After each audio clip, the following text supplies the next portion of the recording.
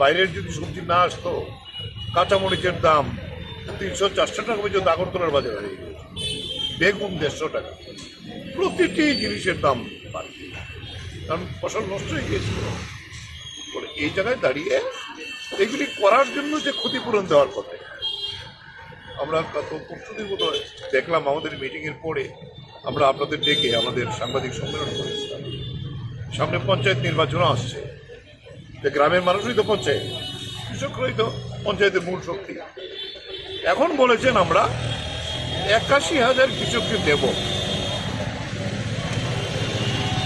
কবে দেব? 4 তারিখ জুলাই, মানে এর মধ্যে পঞ্চায়েত ক্লিয়ার হয়ে যাবে। এইটা আগে দেওয়া হলো না কেন?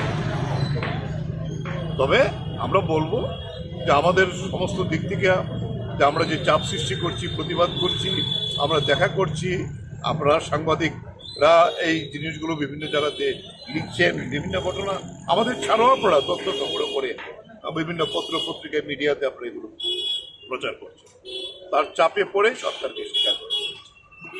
কিন্তু এইটাকে আমরা কৃষক সমাজ কিন্তু বিশ্বাস করছে।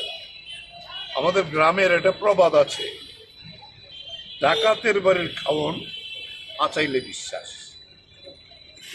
বিজেপিকেও আমরা বলবো যে এই যে ডিক্লেয়ার তো কতবারই করলো, তারা অ্যাসেম্বলিতেও করলো, আমরা যতক্ষণ না পাইব বুঝতে পারবো না কত টাকা দিচ্ছে, কি দিচ্ছে না দিচ্ছে। তবে আমরা বলবো কৃষকদের এই অধিকার পাওনাটা এটা দিতে হবে, শুধু ঘোষণা দিলে হবে না, আমরা তার অপেক্ষা করছি। এই প্রতিবাদে আমরা সেখানে আর দুটো বিষয় শুধু বলবো। একটা হয়েছে, আপনারা জানেন আজকে 28শে জুন 2023-এর 28শে জুন কুমারঘাটে উল্টুরথ হয়েছিল, 10 জন লোক মারা গিয়েছিলেন বিদ্যুৎস্পৃষ্ট হয়ে। মুখ্যমন্ত্রী গিয়েছিলেন, মুখ্যমন্ত্রী গিয়ে বলেছিলেন 7 দিনের মধ্যে আমি তা তদন্ত করে সমস্ত যারা মারা গেছেন তাদের পরিবারকে চাকরি দেব হবে, সব কিছু দেখা গেল।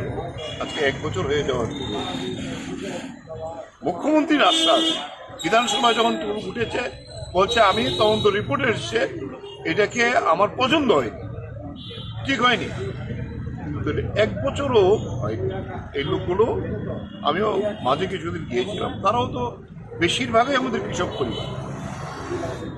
আরেকটা বিষয় দেশে বলতে, তারা সরকারে জিতেছে, মুসলিমরা নাকি ভোট দেয়নি।